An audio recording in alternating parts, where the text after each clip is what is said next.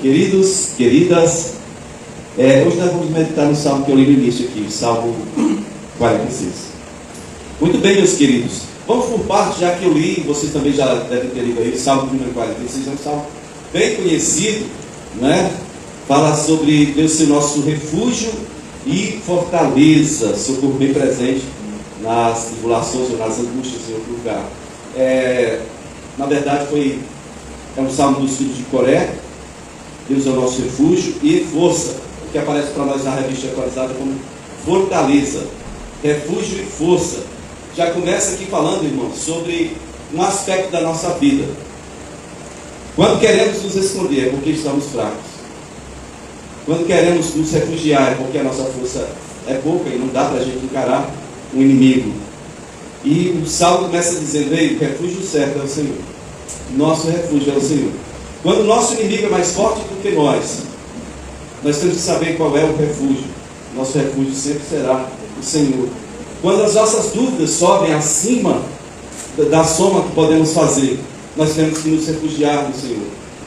Quando as respostas não vêm, quando de repente você olha ao seu redor e vê que tudo está fora de lugar, parece que passou um vendaval, um tsunami, um troço que tirou tudo do lugar, e desordenou tudo em sua vida, e você sabe que isso não foi obra do Espírito Santo.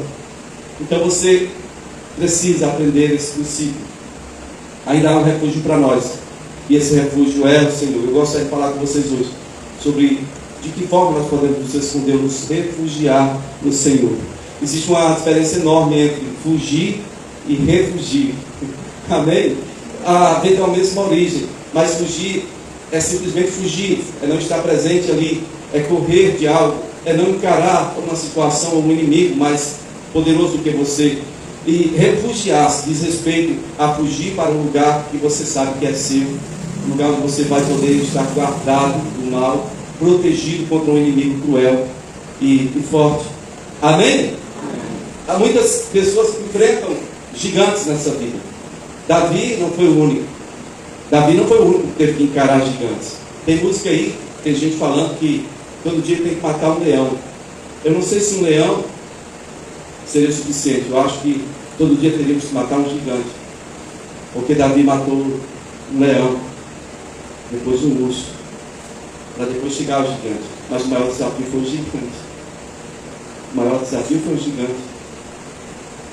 Porque o urso e o leão estavam num ambiente de pastoreio. Davi estava num ambiente onde ele estava cuidando das ovelhas do campo.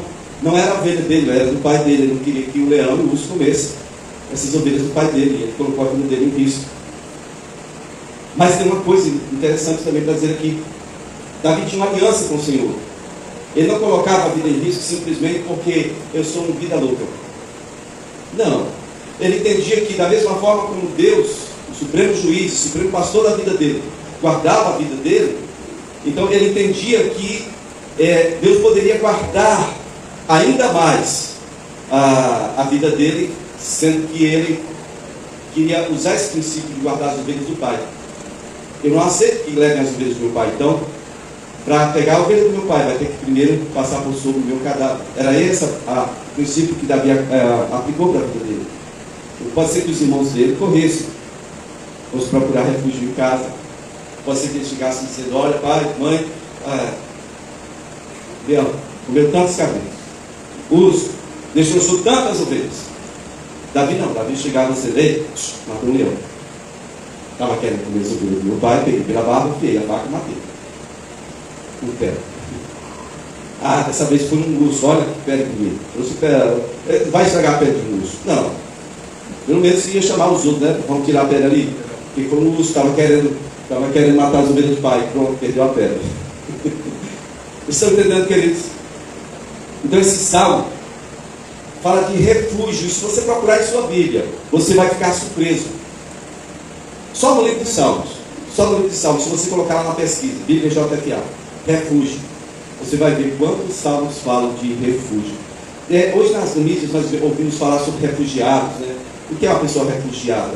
É uma pessoa que teve que sair do seu país e se esconder, se amparar, se guardar sob a lei de um outro país, para não perder uma guerra aqui no seu país. Davi era assim. Ele era um guerreiro no natural. Mas quando ele precisava refugiar-se, ele mudava de bandeira, como diz o taxista. Ele mudava de status. Ele sabia que na dimensão espiritual, o sumo pastor da vida dele estava pronto a acolhê-lo e a protegê-lo. Amém? Não fosse assim, Deus não seria pai. Eu estou dizendo para as pessoas que Deus ele é aquele que protege, provê e dá a identidade do filho. Protege, provê e dá a identidade. É tríplice a função de um pai. E Deus aparece e apresenta-se para nós como pai. Deus é nosso refúgio e fortaleza. Na verdade aparece como Deus é nosso refúgio e força. Numa outra versão diz: Deus é nosso refúgio e força. Ou seja, é onde eu me escondo e é onde eu refaço minhas forças. Eu não sei em que área você está perdendo. A Bíblia diz para você sair daí e se esconder no Senhor. Não basta você ficar lamentando a situação. Ela não vai mudar pelo fato de você lamentar a situação. Você precisa se esconder no Senhor com o propósito de refazer suas forças e voltar e derrubar o gigante. Você precisa fazer como Davi. Certo dia ele estava, inclusive, lutando entre os inimigos, porque no país dele ele estava sendo procurado para ser morto em todos os lugares. Quando ele chega na cidade dele, tinham levado tudo, tinham levado mulher, esposa, filho, levaram tudo. Diz a Bíblia que ele chorou até não ter mais lágrimas. Então, irmãos, é fato, nessa vida nós teremos que chorar. Mas tem um momento que acaba o tempo de chorar. E aí quando acaba o tempo de chorar, você tem que se apresentar ao Senhor e dizer: Senhor, agora o que eu faço? Porque tem mais choro, tem mais lágrimas, acabou, né? Acabou o tempo de lamentação, atitude. E ele fez isso, ele foi adiante do Senhor e disse: eu devo persegui-los? O Senhor disse: pode ir, já entreguei eles em sua mão. Amém? Ele lutou e ele trouxe tudo de volta. Porque o Senhor era o refúgio de Davi. Amém, queridos? É um refúgio onde você não só se esconde, você é reabastecido em suas forças. A Bíblia diz que os jovens caem exaustos, mas os que esperam o Senhor renovam as suas.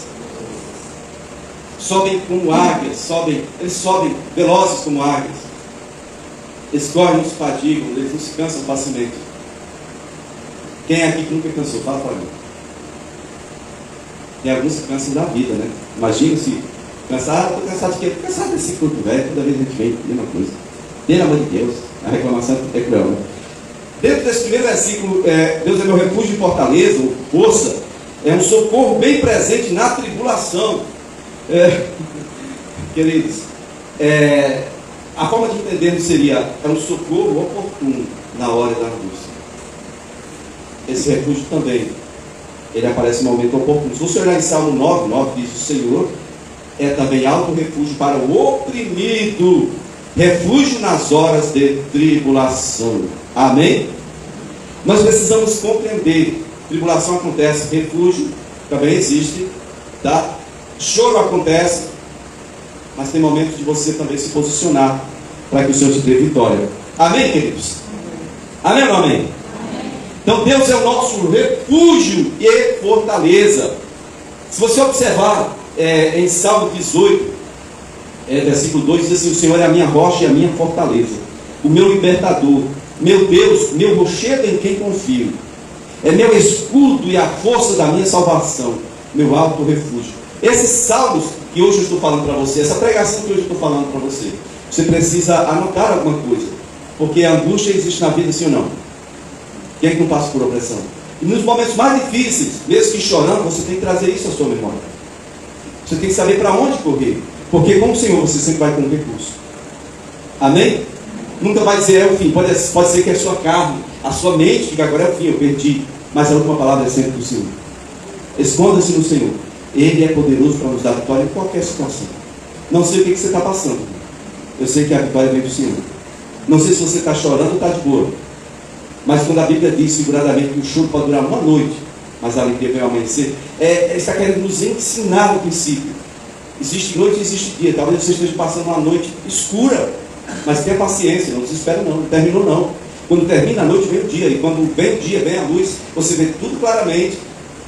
E esse dia que vem é representado pelo sol da justiça, trazendo salvação sob suas asas. aquilo que Jesus falou para Jerusalém. Quantas vezes eu quis acolher vocês como uma galinha junta aos seus filhotes, os seus pintinhos debaixo das asas.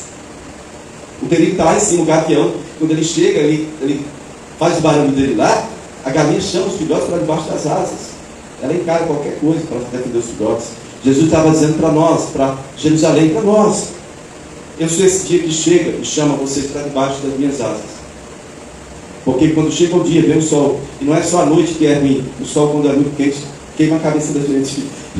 Está escrito no Salmo: não te molestará o calor do dia, nem não sei, diz lá alguma palavra da noite que não é bem traduzida, né? Acalma, meu Deus. Bom, se observarmos também, queridos, esse contexto aqui, nós iremos entender alguns princípios. Provérbios 18:10 diz: o nome do Senhor é uma torre forte, o justo correrá até ele e ficará seguro. Vou repetir, Provérbios 18:10: o nome do Senhor é uma torre forte, o justo correrá até ele e ficará o que, irmãos? Ficará seguro. Diga seguro. Quando eu falo seguro, eu lembro do finalzinho do capítulo 1 de Provérbios, quando o Senhor está dizendo: eu te chamei, vocês não quiseram ouvir, e viraram as costas para mim, não ligaram para mim. Mas ele diz assim: mas aquele que me der ouvidos habitará seguro, tranquilo e sem temor do mal.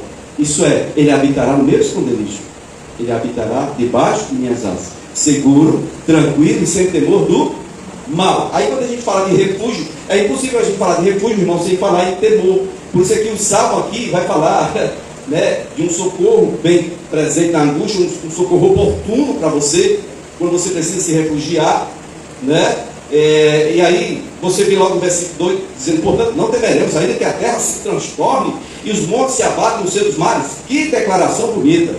É ou não é?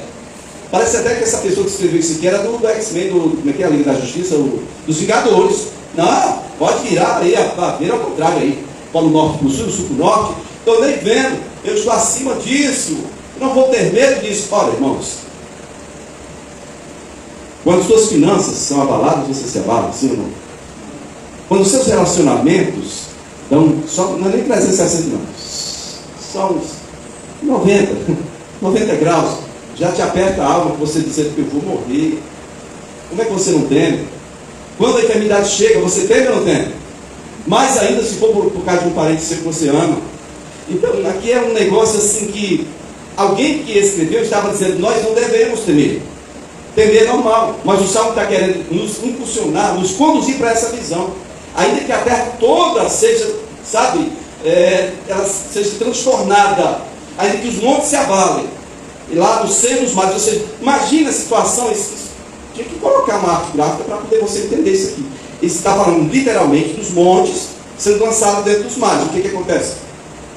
Os montes, você joga uma pedrinha no centro de uma bacia com água, aparece uma ondinha, né? Agora você imagina os montes da terra sendo jogados no centro dos mares. O que acontece, irmãos?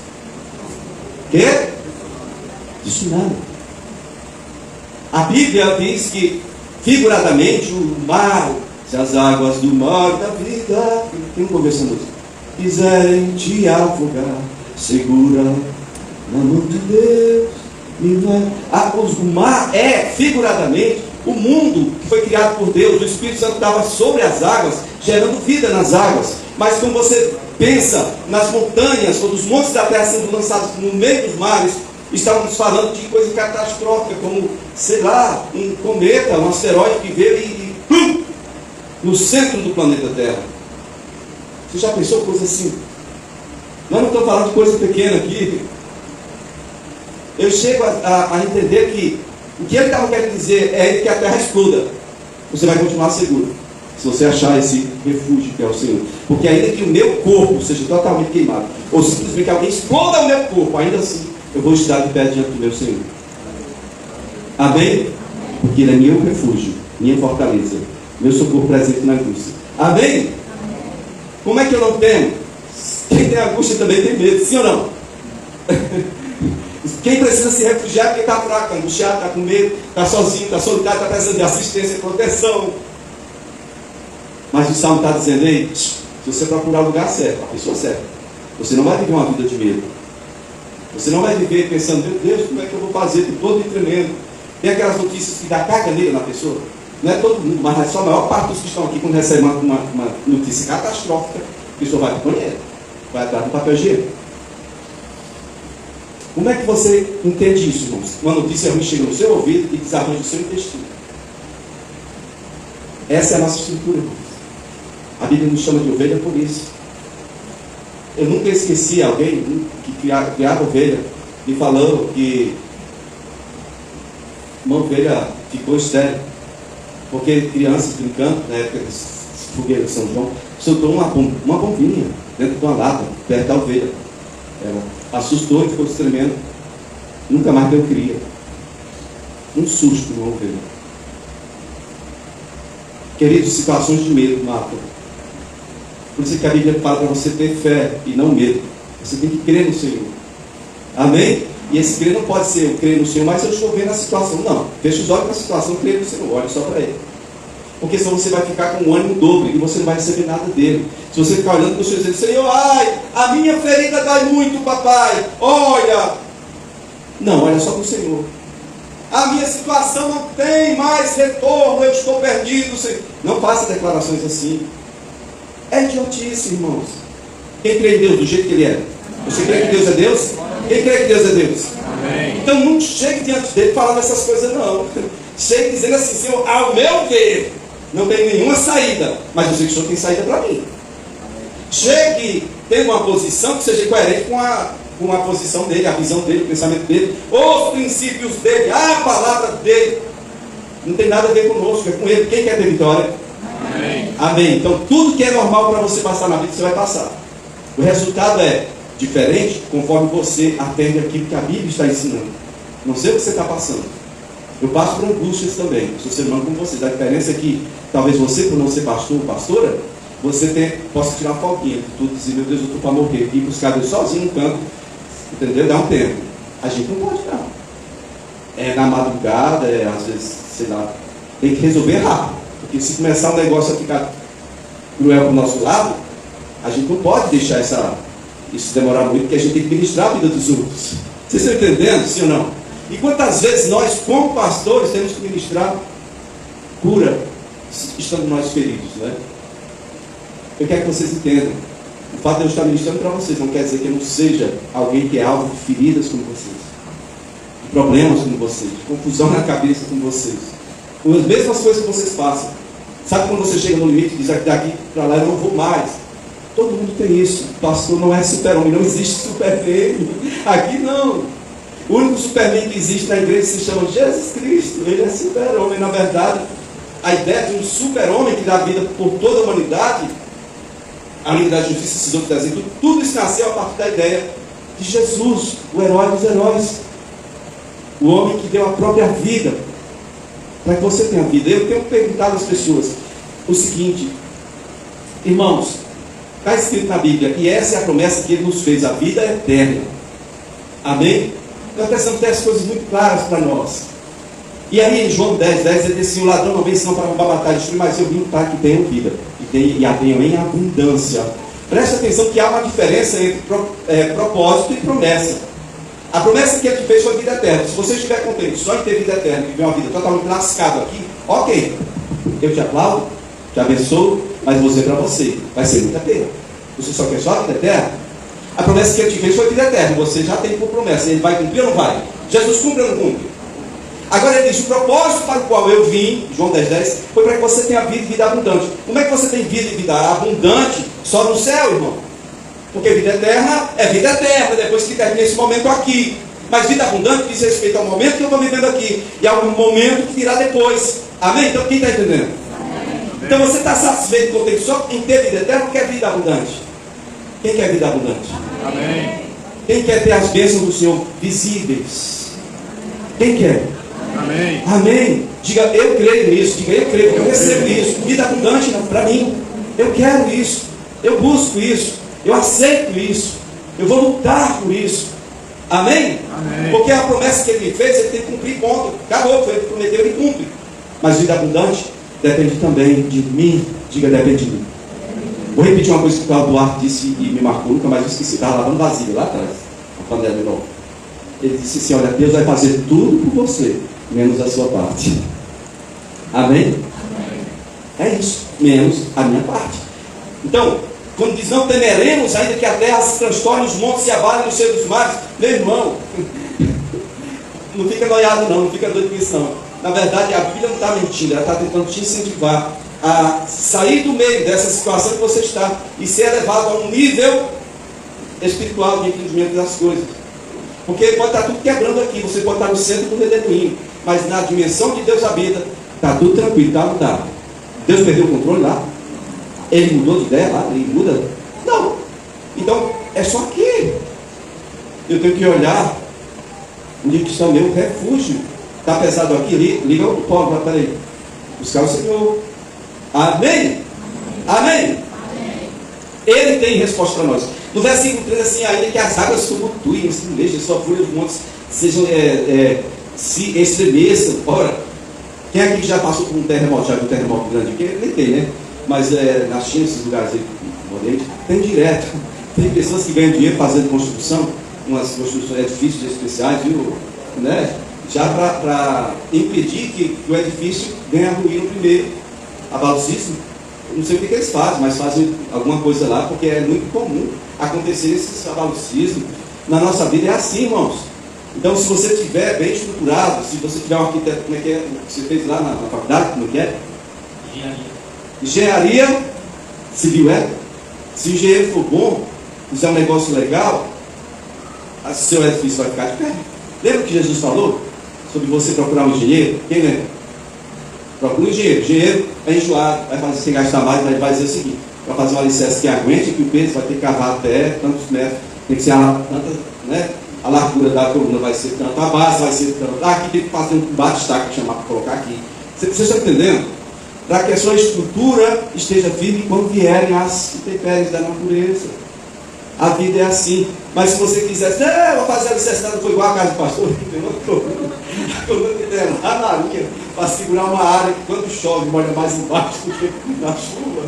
Entendeu? Se você for fazer um troço desse, é arriscado, é só o seu que sustenta. As colunas que tem na casa, aqui tem 2 colunas, né, para segurar essas coisas aí, 2, 4 colunas, mas na casa não. Entenda, a sua vida está alicerçada onde?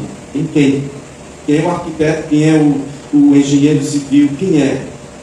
Quando fala que Jesus era carpinteiro, não, ele era engenheiro civil. Porque na época a construção era madeira, pedra. E ele trabalhava com isso tudo, ele sabia edificar casas. Era a função do pai dele. O Ives agora está querendo ocupar a função de Jesus. E a Weda também. Né? A Weda também. Ela fez engenharia civil também. 2 pai ainda vão casar, pensa na casa deles. Vai ficar estruturada, unido, vou caçar o pé da coluna, vai achar na Coreia do Norte, Japão, por ali. Amém? Queridos, eu quero que vocês entendam. Versículo 4 vai dizer de um rio cujas correntes alegram a cidade de Deus. É muito interessante. Um rio. Versículo 4. Há um rio cujas correntes alegram a cidade de Deus, o santuário das moradas do Altíssimo. Deus está no meio dela, não será abalado. Gente, vamos falar de novo de abalo. Estou falando de abalo sísmico aqui para você entender. Quem é que não se abalou aqui em alguma situação? Não, vamos falar assim, seja sincero, você já se abalou, sim ou não? Quando você se abalou, você chorou, você está assistindo forte ou fraco? Você estava com medo do coração cheio de fé, dizendo, eu sou vitorioso. Ou você estava lembrando que Paulo disse, abatido, mas não destruído. Ou quem sabe já te convenceu que você está abatido e vai morrer daqui a pouco. Entenda, queridos? Mesmo você vivendo diante do Senhor, você vai passar por todas as coisas que todo mundo passa. Porém, o Senhor é o seu refúgio. O Senhor é a sua resposta. E Ele está pacientemente esperando você. Muitas pessoas lutam, correm atrás, fazem toda a força que têm, colocam em prática, em exercício, toda a capacidade intelectual. Eles fazem tudo o que podem para prevalecer. Mesmo quando a Bíblia diz que não é pela força que se prevalece, mas é pelo Espírito que se prevalece. Amém? Porque quando o Senhor ordena, quem é que pode contrariar o Senhor? Ele dá uma ordem, pronto, você vai prosperar. Ele disse para você assim, eu te abençoo, você vai prosperar. Quem é no mundo que pode impedir a sua prosperidade? Quem é do inferno no céu que pode dizer, ei, Deus estava mentindo, isso não vai acontecer não. Entenda, irmãos, nós vivemos diante de gigantes que ficam trolando a gente, zoando o dia todo, o tempo todo. Os nossos gigantes dizem, você perdeu. Os nossos gigantes dizem, ei, já era para você. Não há em Deus salvação para você. Lembra do retiro lá? É Salmo 3, né? Se eu não me engano. Salmo 2, verso 3, eu acho. Não há em Deus salvação para você. Queridos de Deus, há um rio cujas correntes alegram a cidade de Deus, o santuário da morada do Altíssimo. Deus está no meio dela. Eu lembro, irmãos, um detalhe interessantíssimo. Quando diz assim, Deus está no meio dela e essa cidade não vai ser abalada, nós estamos falando de Jerusalém. Esse salmo aqui foi escrito provavelmente na época que Senaqueribe, que já tinha levado em 3 parcelas o reino do norte todinho para lá, né? Pegou a parte do extremo norte, levou para lá. Pegou a parte de Samaria, levou para lá. Não, começou com a parte leste de Jordão, depois 3 parcelas. Ele tinha levado tudo, ele não estava satisfeito ainda. Ele mandou povoar Samaria. Vieram todos os deuses lá da Assíria para lá, dentre os quais Adrameleque e Anameleque, um casal, né, de demônios que recebiam por ofertas os filhos daquele povo. Malaque, Meleque, Moloque, tem tudo a mesma raiz.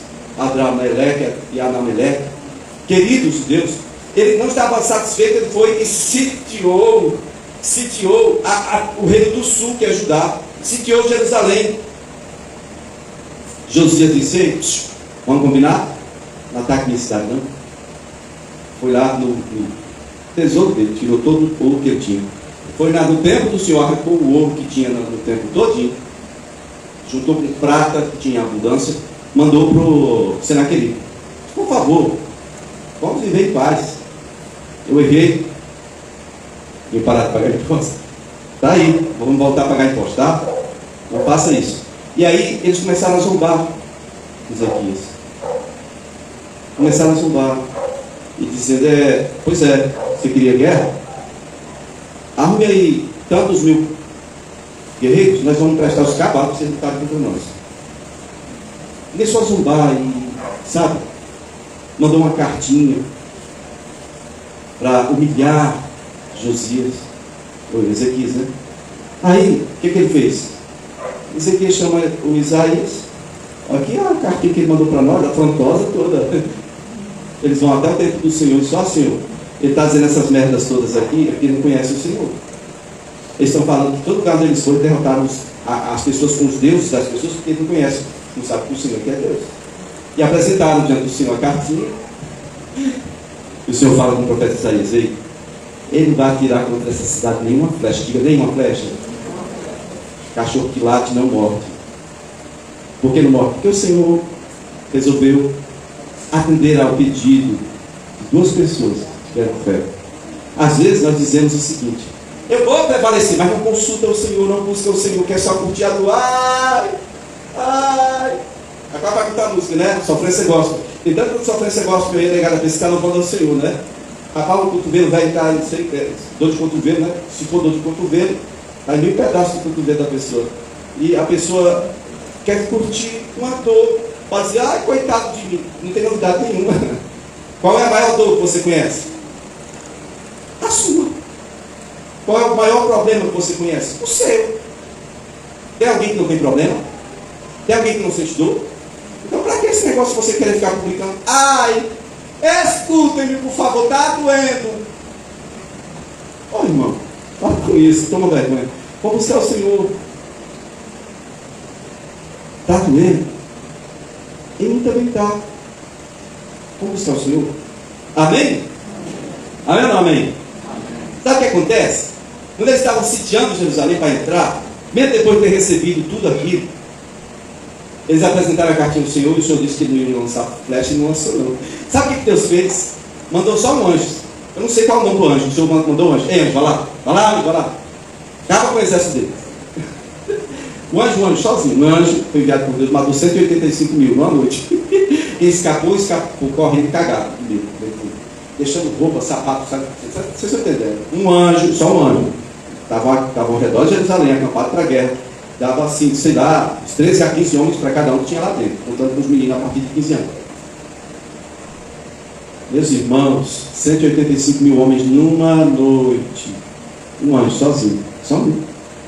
Olhar e fico pensando que ele deve ter sido aquele mesmo que passou a noite inteira, mas o anjão tinha uns olhos nerônicos. Cadê o sangue? Ah, o padre não tem sangue não, bora. Vou levar um aqui. Cadê o sangue do cordeiro? Tem, ali também tem não. Vou levar mais um aqui. O ceifeiro passou, rapaz, fez a festa. 185 mil homens numa noite. Acabou-se, sendo aquele, saiu com as pernas, no rabinho entre as pernas, foi para casa e os próprios filhos dele mataram ele, conspiraram contra ele, mataram ele. Que coisa esquisita, não é? As pessoas se ensoberbecem, mas a Bíblia diz que a soberba precede ou vem antes da queda. A altivez do espírito vem antes ou precede a ruína. Amém? Porque Deus é o nosso refúgio.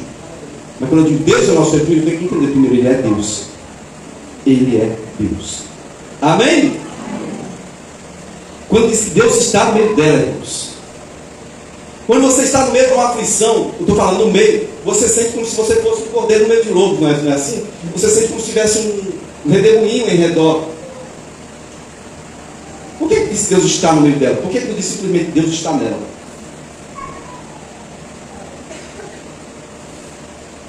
Deus está no meio dessa cidade, no centro. Onde Deus está em sua vida? Ele está na borda ou está no centro da sua vida? Ele está perto de você ou está no centro? Ele está no meio da sua vida, no centro. Porque é ali onde você vai estar quando vier a tribulação, a perseguição, o desespero, a angústia, você vai estar no meio. Vocês estão entendendo? Quem está entendendo? Deus disse, a minha localização é no centro do problema. Você está disperso? Está fugindo do problema? Ou está buscando refúgio no Senhor para vencer o problema? Deus está no centro da sua vida, então pode deixar vir, irmão. Você vai chorar, com todo mundo. A diferença é que no final você vai ter vitória. Amém? Amém? Ele está no meio dessa cidade. Por isso essa cidade não é abalada. Não é só porque a estrutura dela é boa. Deus está no centro da sua vida, você não vai ser abalado.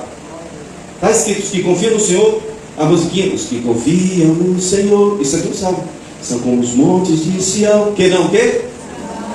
Mas deixa Deus ficar no centro, irmãos. Não tome essa localização para você, não tome essa posição para você, vai dar ruim. Porque quando vier o trem lá para te encarar, o gigante, ele vai fazer igual fez com Davi. Só algum cachorro para ver esse. Parece o pequenininho, né? O filhote lá, o filhote do. Quem já viu o Scooby-Doo e Scooby-Loo? Antigamente tinha o Scooby-Doo e Scooby-Loo, né? Quem era mais atrevido? Era o Scooby-Doo e Scooby-Loo? A história se repete aqui em casa. O Holt é enorme. O filhote dele, da Aurora, é o Scooby-Loo. Vai mais zoado, rapaz. Bota o pai para correr, não, sai daqui que a comida é minha. E nasceu poucos meses aqui, 2 meses para trás. Vocês estão entendendo, irmãos? Vocês estão entendendo? Muitas vezes o que acontece é que a situação traz estardalhaço. Você não tem em mente que maior que esse estardalhaço todinho é teu Deus. Você tem que fazer é permanecer no centro, porque vai estar no centro do problema. Então, quando o problema existir, procure no meio do problema, Deus vai estar lá. Por causa de que eu estou dizendo isso? Para te consolar, para te enganar? Não, para te esclarecer. Deus jamais vai te deixar sozinho, Ele tem uma aliança com você. E nessa aliança, o dever dele, que ele expõe é: eu sou o pai nesse negócio aí.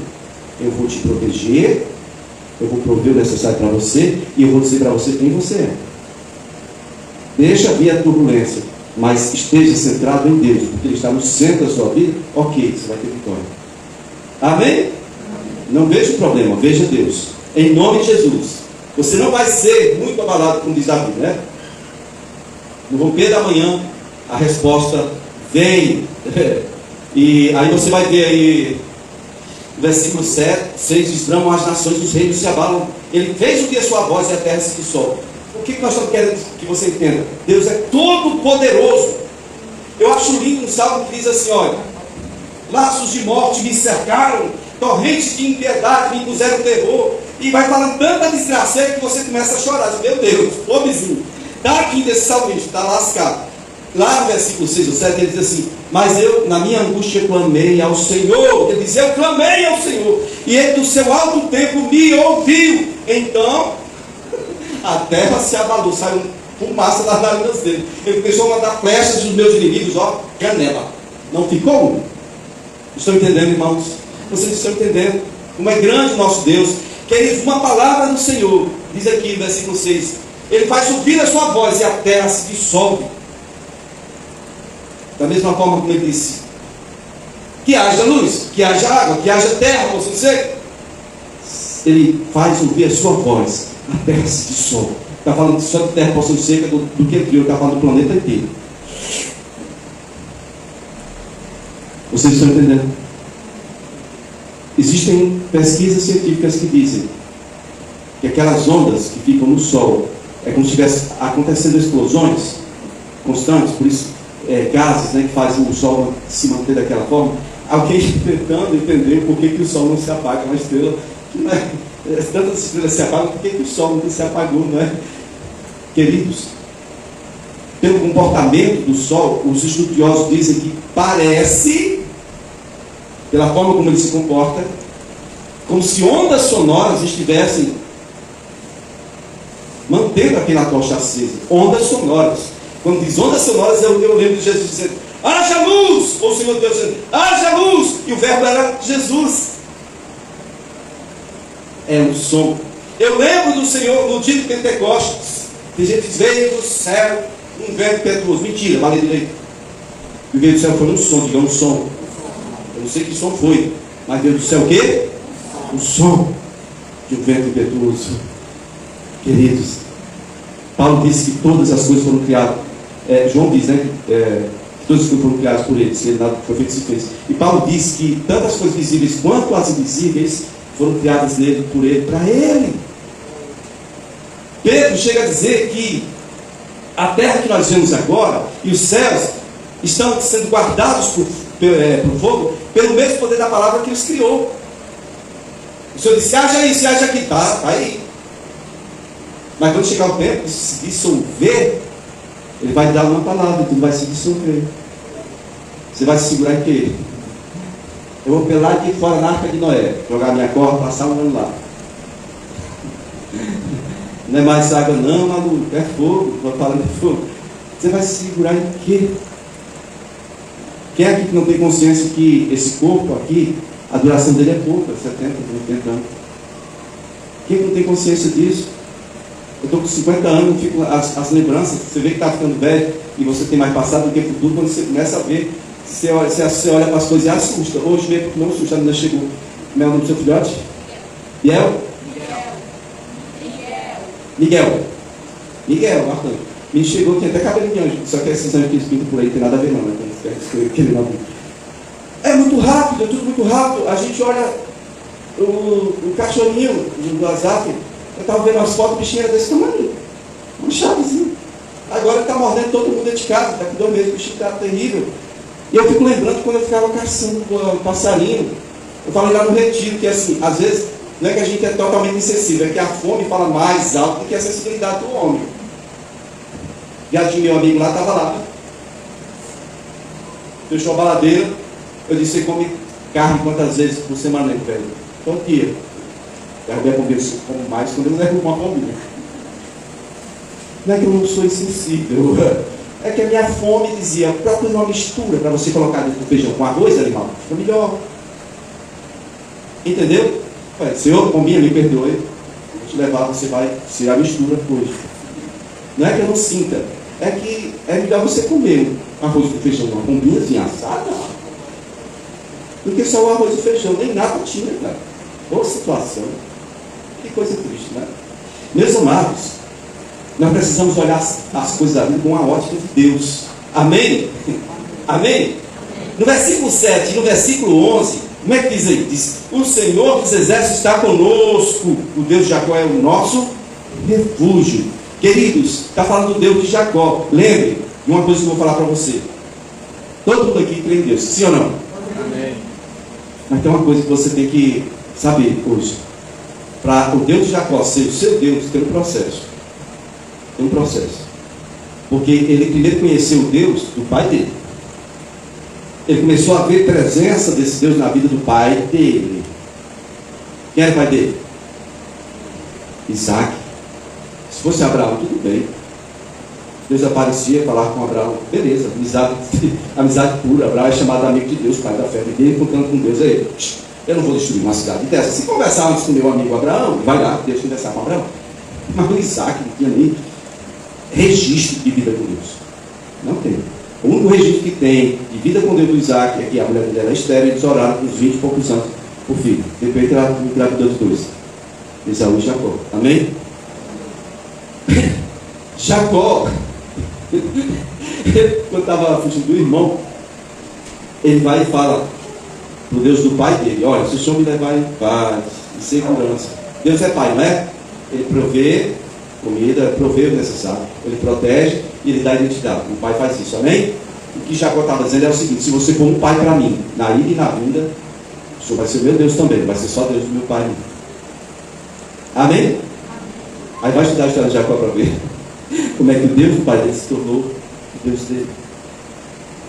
Deus é seu Deus, você crê nele, mas ele é seu Deus pessoal, ou ainda é uma pessoa que está atrelada a uma igreja?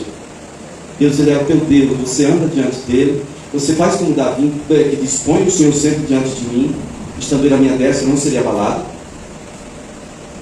Está dizendo aqui, irmãos, eu quero findar. Olha, o Senhor dos Exércitos, ele está conosco. E a segunda parte diz o quê? O Senhor dos Exércitos está conosco. O Deus de... é o quê? É a nossa desgraça? É o nosso desmantelo ou é o quê? É o nosso quê? Por que você não se refugia quando dói? Por que não refugia quando está perdendo? Quando está confuso? Quando não tem resposta? Quando não está entendendo nada? Quando parece que está tudo revirado ao seu redor? Quando vira tudo uma porcaria ao seu redor? E você está confuso, não sabe o que fazer. Por que você não se refugia? Por que não se esconde no Senhor? Esse é o convite que eu quero fazer para você hoje. Se esconda no Senhor. Eu quero que o pessoal do novo venha para a gente completar aqui. Amém? Versículo 9 diz assim: ele põe termo à guerra até os confins do mundo, quebra o arco, despedaça a lança, queima os carros do fogo, aquietai de saber que eu sou Deus. Eu sou exaltado entre as nações e sou exaltado na terra. O que é isso de pôr termo às guerras? Ele não está falando só de guerras de Davi contra gigantes, de você contra os seus gigantes. Não, ele está falando que ele pode acabar com as suas guerras. São guerras externas, em seus trabalhos, seus afazeres. Dizem que quando um não quer, dois não brigam. Pois é, mas quando um não quer, dois não tem paz. E essa paz aqui não é ausência de guerra, não, é uma paz verdadeira. Amém? Vocês estão entendendo? Ele põe termo à guerra, ou seja, ele põe fim a toda espécie de guerra. Estão entendendo, irmãos? Como é que ele faz isso? Ele pega todas as armas do seu inimigo, destrói. Olha o texto aí, versículo 9 e 10.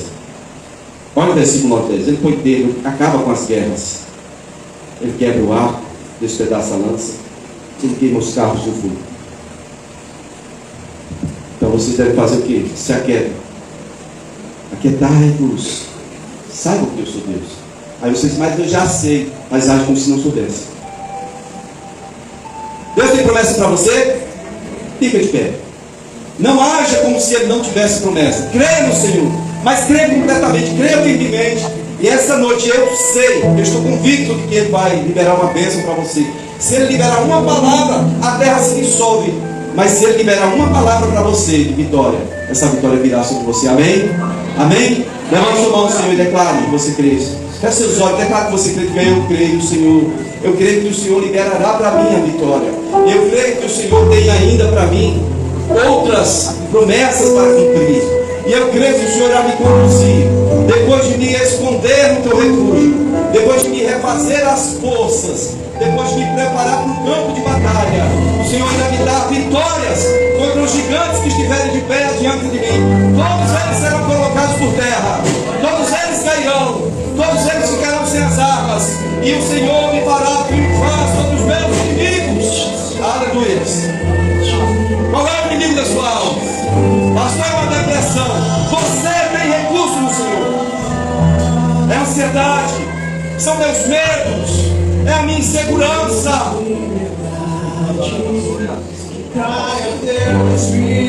Pastores, vamos dar relacionamentos que não estão funcionando bem. Em nome de Jesus. Chega um refúgio para você. Esconda-se no Senhor. Esconda-se no Senhor. Refaça suas forças. Declare que não acabou.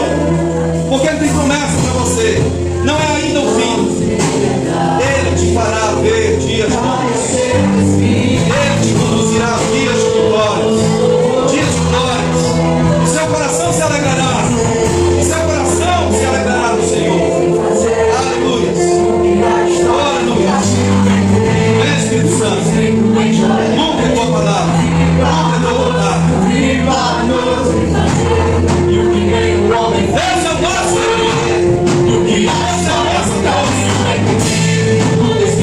Refúgio oportuno. Você está angustiado? Campo de guerra não é para quem está angustiado. Refugie-se no Senhor. Campo de guerra é para quem está com o coração firmado no Senhor. Saia desse lugar. Refugie-se no Senhor. Deixe Ele preparar você. Você vai voltar forte. Forte. Enche esse lugar. Pastor, tem um concurso, tem uma prova. Eu não estou conseguindo. E todas as coisas cooperam com daqueles anos. Todas as coisas cooperam com os que amam a Deus. Enche esse ambiente. Enche esse lugar. Se você não fez uma dança com esse nosso Deus, faça hoje mesmo. Levante sua mão para Ele, declare em seu coração que você se submete a Ele. Você será a vida eterna. Mas se você quer, pode ir ao monte dele.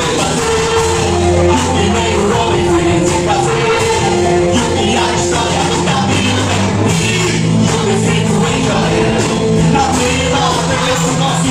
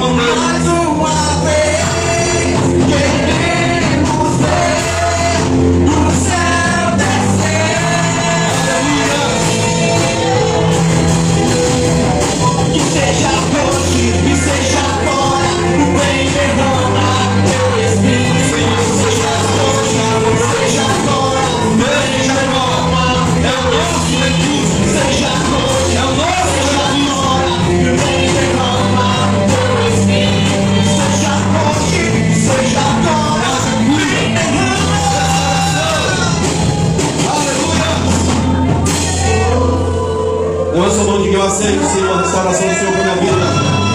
Vem sobre mim, Espírito. Põe a ordem do Senhor em minha vida. Tira o medo. Tira o medo. Enche-me da fé que eu deveria ter. Porque ainda há muitos gigantes para serem exterminados. Eu declaro em nome do Senhor Jesus vitória para a sua vida. Que essa semana seja cheia da presença do Senhor. Que Ele revele, desvende o rosto dele sobre você. E estenda a mão sobre você. E te dê a paz. E te dê a paz. E te dê a paz. A paz que o mundo não conhece. A paz que o mundo não conhece. Mesmo em meio à guerra, você terá paz. Mesmo diante dos gigantes, você terá paz. Ninguém poderá te mover. Em meu lugar. Glória ao Senhor Jesus. Deixa o Senhor ficar no centro. Que está pesando para você. Ele disse: olha, vem a mim, está cansado. Vem a mim, está sobrecarregado. E vou aliviar o seu fardo. Sai do meio. Ele está aí contigo. Ele está no meio dessa questão. Ele está no meio dos problemas. Lance sobre ele a sua ansiedade. Porque ele tem cuidado de você, tem amado você. Declare com a sua boca a vitória do Senhor. Porque é tempo de vitória. É tempo de buscar o Senhor. É tempo de receber do Senhor as vitórias do Senhor. Declare com a sua boca. Se você crê e receba pela fé a vitória, a cura, a bênção do Senhor nessa noite. Eu recebo em nome de Jesus. Diga: eu recebo em nome de Jesus. A bênção, Pai. Aleluia.